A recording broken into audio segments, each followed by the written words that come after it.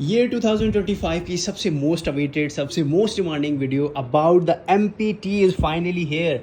अस्सलाम वालेकुम जी, my name is Haseeb Sohati. और अगर आप ये हिम्मत कर रहे हैं इस वीडियो को स्किप करने की तो 2026 में आप यहाँ ज़रूर आएंगे और उस टाइम पे अफसोस कर रहे होंगे कि काश ये वीडियो हमने देख ली होती। क्यों? क्योंकि मेरे according MPT 2025 will be going to the toughest exam till date. यहाँ पे मैं लिख रहा हूँ आपके लिए मार्क माई वर्ड्स। इससे पहले कि ये मार्क माई वर्ड्स गायब हो जाए, आपने इस बात को समझ लेना है कि इस वीडियो में हम वो सारे के सारे मिथ्स को बस्ट करेंगे और उसके साथ साथ वो कौन सा रोड मैप है जो आपको फॉलो करना चाहिए, कौन सी ऐसी स्ट्रैटेजीज़ हैं, वो कौन सा प्लान ऑफ एक्शन होगा और कौन से डेली वीकली मंथली टास्क होंगे जो आप कंप्लीट करोगे तब आपका ये MPT which is going to be the toughest till date clear होगा और बहुत अच्छे से क्लियर होगा। Before we start talking about MPT, मैं चाहता हूँ कि ज़रा मैं CSS एग्ज़ाम की नेचर आपके सामने शेयर करूँ। CSS एग्ज़ाम मेरे अकॉर्डिंग फिल्ट्रेशन प्रोसेस है, ठीक है। ये मैं अपने ओरिएंटेशन सेशन में, अपने मेंटरशिप प्रोग्राम, ऐसे राइटिंग के प्रोग्राम में हर बच्चे को समझाने की भी कोशिश करता हूँ कि आप देखिए 50 के करीब आपको सब्जेक्ट्स दिए जाते हैं, उनको फिर कंपल्सरी एंड ऑप्शनल में डिवाइड किया जाता है।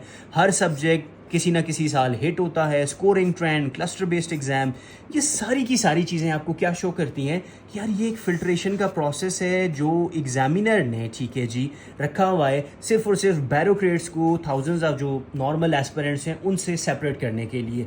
फ़िल्टर आउट करने का एक तरीका जिसमें सब्जेक्ट्स के थ्रू आपको कंफ्यूज किया जाता है, कंपल्सरी एंड ऑप्शनल की डिवीजन के थ्रू आपको कंफ्यूज किया जाता है, सब्जेक्ट्स को हिट करके, सब्जेक्ट के स्कोरिंग ट्रेंड चेंज करके, अब तो न्यू क्लस्टर बेस्ड एग्ज़ाम और उसके साथ साथ आपका ये मुश्किल तरीन होता हुआ MPT एग्ज़ाम, ये इस बात की गवाही दे रहे हैं कि CSS का एग्ज़ाम एक फ़िल्ट्रेशन प्रोसेस है। लेकिन इस फ़िल्ट्रेशन प्रोसेस से बचने का एक बेहतरीन तरीका है। अभी मैं क्या कर रहा हूँ, उस फ़िल्ट्रेशन प्रोसेस को डिटेल में आपके सामने रखूँगा, डिस्कस करेंगे, देखेंगे कि क्या वो स्ट्रैटेजी हो सकती है, road map, plan of action है जो आपको बचा सकते हैं।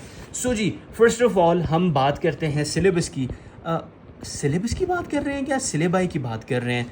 The difference, what is the difference between syllabus and syllabi? यहाँ से ही आपका MPT का जो मसला है वो शुरू होता है कि MPT में ऐसे क्राइटेरिया होगा कि क्राइटेरियन होगा। सिलेबस किसको कहा जाता है, सिलेबाई क्या होता है? यहाँ से आपको समझ आएगी कि MPT जो है वो इस तरह का एक कन्फ्यूजिंग एग्ज़ाम बनता जा रहा है कि जहाँ पे आपकी आंखों के सामने पड़ी हुई चीज़ें होती हैं, बिल्कुल बेसिक चीज़ें होती हैं, लेकिन आपने गौर नहीं किया होता, आपने वो प्रिपरेशन नहीं की हुई होती, इसलिए आप इनमें कन्फ्यूज़ होकर भी गलतियाँ कर देते हैं। अगर हम बात करें सिलेबस की तो इस्लामिक स्टडीज़ के 20 नंबर हैं, 20 MCQs इस्लामिक स्टडीज़ के होंगे। उर्दू जिसमें ग्रामर भी इंक्लूड की जाएगी, 20 उसके होंगे। इंग्लिश जिसमें आपकी वोकेबलरी है, कॉम्प्रीहेंशन है, ठीक है जी, ग्रामर है, 50 नंबर उसके होंगे। जनरल एबिलिटी जो कि आपका साइंस का मैथ्स का पोर्शन होता है, 60 नंबर उसके आपको मिल रहे हैं। और जनरल नॉलेज 1, 2 एंड 3 जिसमें पाकिस्तान अफेयर्स, करंट अफेयर्स और जनरल साइंस आता है, 50 नंबर उसके भी हैं। अगर सर मुझे ये बताया जाए कि पासिंग क्राइटेरिया क्या है तो 33%, सर ये कौन सी बड़ी बात है? सिर्फ 67% आपने, यानी 67 MCQs ठीक करने आउट ऑफ 200, यानी हर एक MCQs ठीक करो, 2 गलत भी करो तो आपका हो जाएगा। So your answer will be हाँ, ऐसा ही है, बिल्कुल ऐसा ही है। लेकिन पिछले साल क्या हुआ था, वो बच्चे जिनकी वैल्यूएशन ड्राइव मैंने शुरू की हुई थी पाकिस्तान एंड करंट अफेयर्स की, 3 ऐसी स्टूडेंट्स, बड़ी काबिल, बड़ी मेहनती स्टूडेंट, अपने MPT इसके पाकिस्तान एंड करंट अफेयर्स की जो वैल्यूएशन करवा रही थी, उनमें से 3 बच्चे फेल कर गए अपना MPT। पिछले साल की बात की जा रही है। और अगर इस साल यकीन नहीं आ रहा तो KPPMS के एस्पिरेंट से पूछिए, वो आपको बता देंगे कि वो कहते होते हैं ना, कितने बियाँ 100 है, तो मतलब कितने 20 मिल के 100 बना रहे हैं। आपको समझ आ जाएगी कि इतना मुश्किल बनाया हुआ था KPPMS। तो इमेजिन कीजिए फिर इस दफ़ा CSS के साथ, MPT के साथ क्या कर रहे होंगे। अच्छा, इस फिल्ट्रेशन प्रोसेस में जहाँ पे आपको MCQs दे के कन्फ्यूज़ किया जा रहा है, वहीं पे आपको जो सबसे ज़्यादा चीज़ इरीटेट करेगी पेपर में वो ये होगा कि पहला MCQs आपका पाकिस्तान अफेयर्स का होगा। आपने तो देखा यहाँ पे इस्लामिक स्टडी के 20 है, तो होना तो ये चाहिए था कि 20 के 20 इस्लामिक स्टडीज़ के हों, 20 फिर उर्दू के हों, 20 इंग्लिश के हों। ऐसे नहीं हो रहा। रैंडमली एक MCQs पाकिस्तान अफेयर्स का आ रहा है तो अगला इस्लामिक स्टडी पे, अगला मैथ्स पे चला गया, अगला इंग्लिश पे चला गया, अगला फिर पाकिस्तान अफेयर्स मैथ्स। सो ये जो कन्फ्यूजन है कि एग्जामिनर आपको चाहता है कि बच्चा वो जो तैयारी करके आया हुआ है, इस तरह की उसने कोई किताब पकड़ी थी, उसमें से रटे लगा लगा के MCQs तैयार किए थे, वो सारी की सारी आपकी जो वो प्रिपरेशन है वो यहाँ आके ख़राब हो जाती है जब रैंडम MCQs आपके ऊपर फेंके जाते हैं। सो इस सारे प्रोसेस से बचने का तरीका क्या है सर? इस सारे प्रोसेस से बचने की एक स्ट्रैटेजी है जी।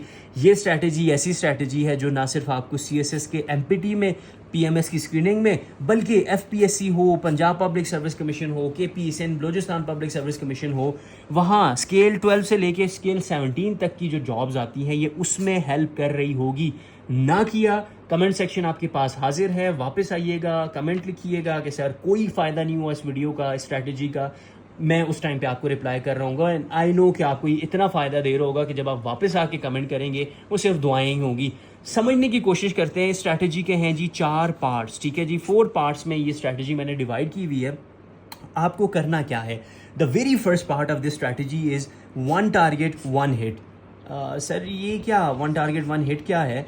होता ये है कि जब आप अपनी प्रिपरेशन करते हो, आप उठाते हो इस तरह की कोई भी एक रैंडम बुक, ठीक है जी। लेट्स सपोज करंट अफेयर्स के 2023 के MCQs हैं, आपने पढ़ना शुरू किए, पहला, दूसरा, तीसरा। उसके बाद आप लेट्स सपोज चले गए जी अपने किसी और सब्जेक्ट के ऊपर, आपने उसको पढ़ना शुरू कर दिया। अच्छा, यहाँ से ये केमिकल्स के बारे में, ये ड्राई आइस के बारे में, यहाँ से आपका जी बायोटेक्नोलॉजी के ऊपर MCQs। ज़रा सा पीछे जाइए तो रैंडम MCQs क्या हो रहे हैं, आप पढ़ रहे हो, कभी आप केमिस्ट्री में चले जाते हो, कभी आप बायो में चले जाते हो। सो इस तरह की बुक से तैयारी करने का जो नुकसान होता है कि आप अपना जो एक टारगेट था उसको मिस कर देते हो।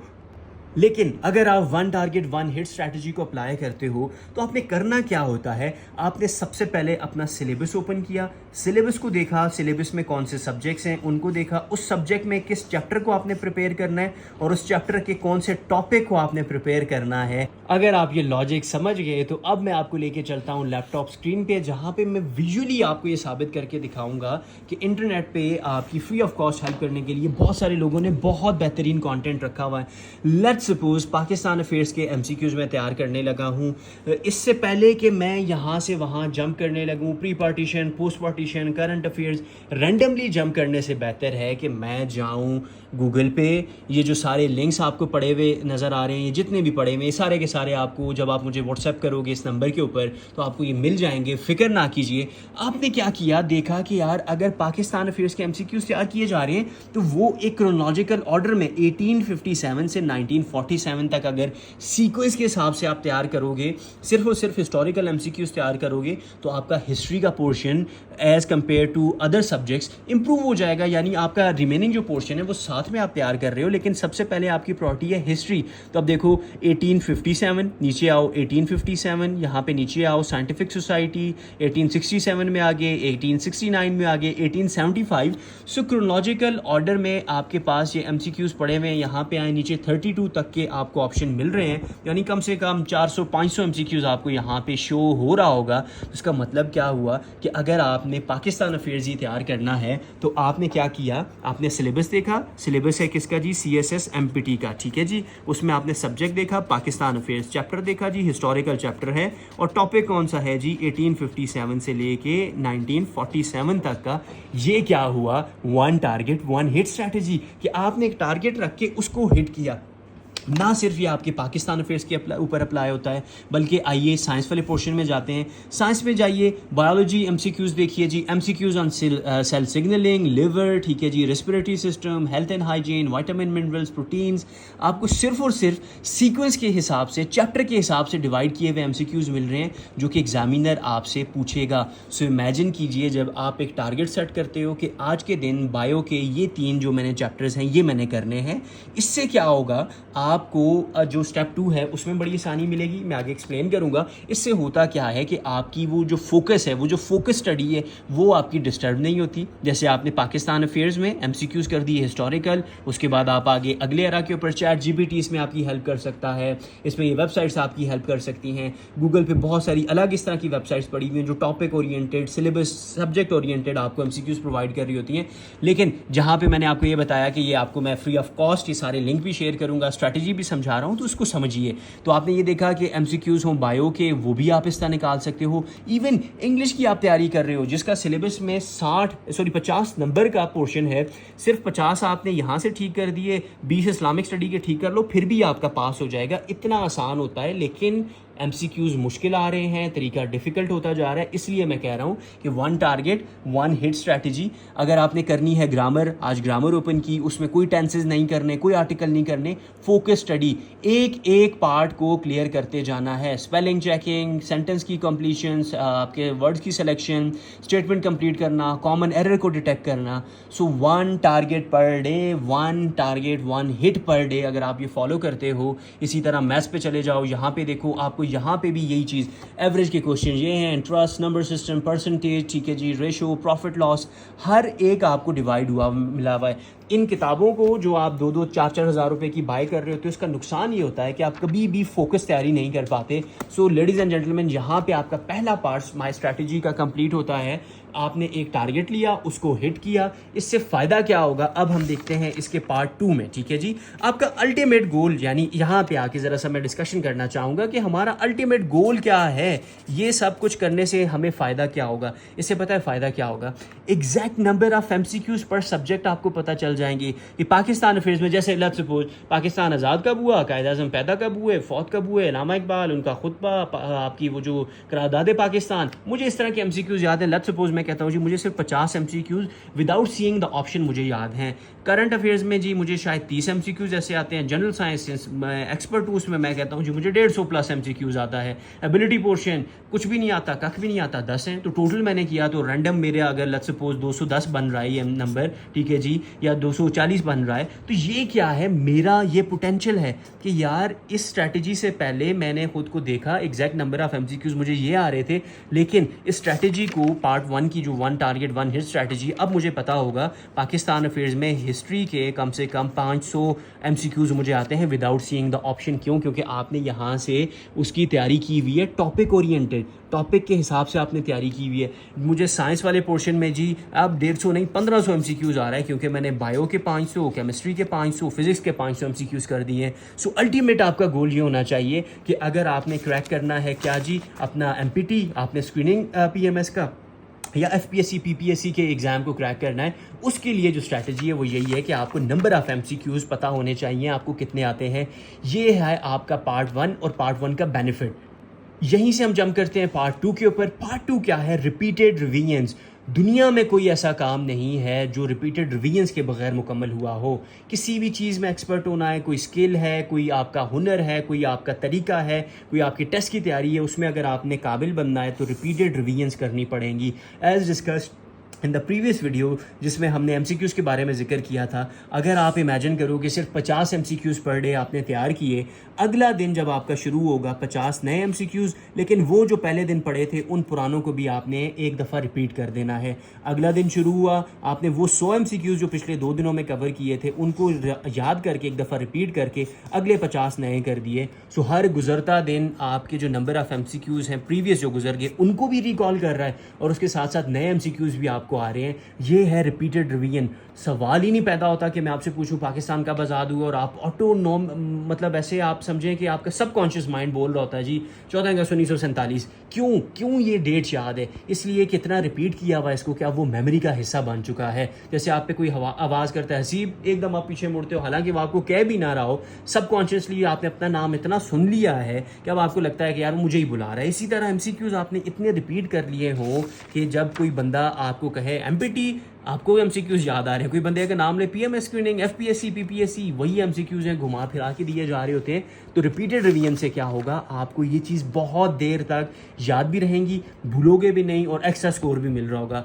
पार्ट 3 इंपॉर्टेंट तरीन पार्ट, मिस्टेक मिरर इसका नाम है। इसमें आपने क्या करना होता है, अपने लिए एक मॉक एग्ज़ाम सेट करना है। वो पास पेपर्स हो सकते हैं, चैट GPT से मॉक तैयार करवा सकते हो, या इसी तरह की वेबसाइट्स पे जाओ। लेट्स सपोज ये आपको नज़र आ रहा है क्विज़ मेन्यू, ठीक है जी, इंग्लिश क्विज़, आपकी पाकिस्तान स्टडीज़, हिस्ट्री, ठीक है जी, पॉलिटिकल साइंस, IR, किसी भी तरह का कोई भी क्विज़ अपने लिए प्रिपेयर करवा दिया यहाँ से, या ऑलरेडी बने हुए क्विज़ होते हैं उनको उठाया, आपने उसको अपने लिए सेट किया। जब आप उसको सॉल्व करोगे तो आपको अपने ग्रे एरियाज़ का पता चलेगा कि अच्छा मुझे पाकिस्तान अफेयर्स के हिस्ट्री वाले जो MCQs हैं, जब पेपर में मैं उनको सॉल्व कर रहा था तो वहाँ पे मैं कंफ्यूज हो रहा था, लेकिन करंट अफेयर्स में जब मैं तैयारी कर रहा था तो मुझे तो सारी डेट्स, नेम सब कुछ याद हो रहा था।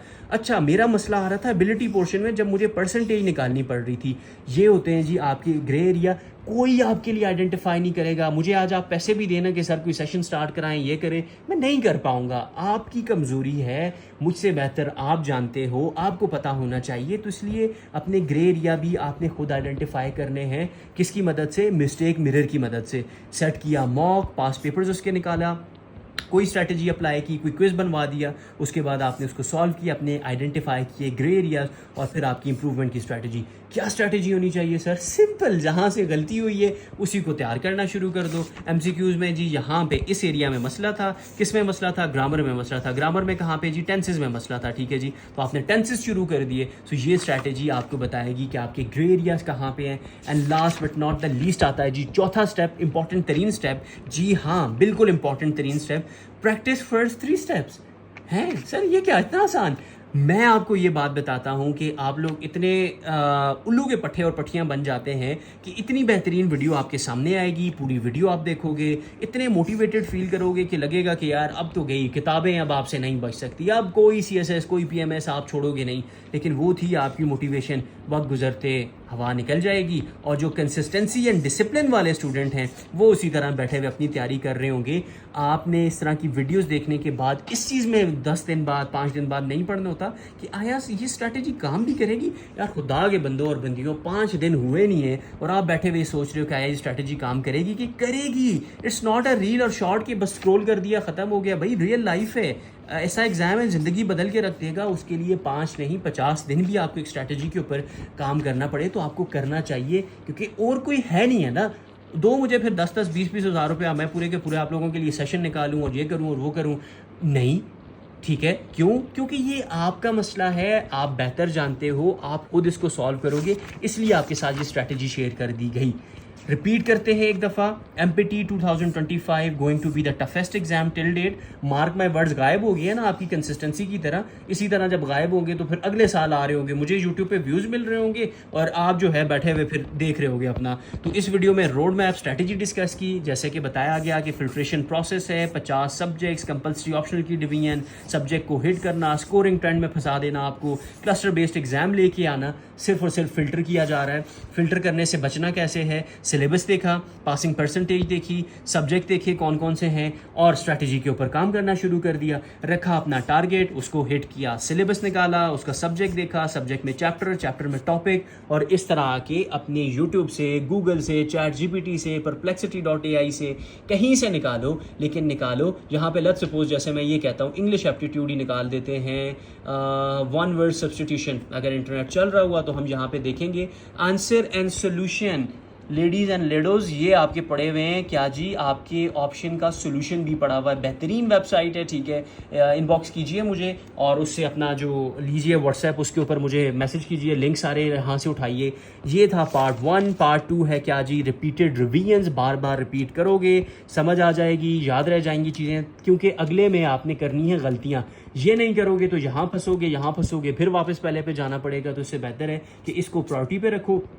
जब आप अपने मॉक एग्जाम्स दोगे, अपने ग्रे एरियाज आइडेंटिफाई करोगे, तो इंप्रूवमेंट स्ट्रैटेजी आपकी हेल्प कर रही होगी। और इंप्रूवमेंट स्ट्रैटेजी भी उसी तरह आपने करनी है, 1 टारगेट 1 हिट वाली, कि जहाँ पे कमी थी उस एरिया को पहले प्रिपेयर करना है। And then comes the 4th step, important तरीन स्टेप है, इसको मिस कर जाते हो आप सारे। 5 दिन की मोटिवेशन, उसके बाद वही आपका जो है हाल होता है। तो इसलिए कम से कम जब तक आपका ये MCQs एग्ज़ाम हो नहीं जाता तब तक आपने कंसिस्टेंट रहना है। एक दफ़ा हो गया बाकी छोड़ दो।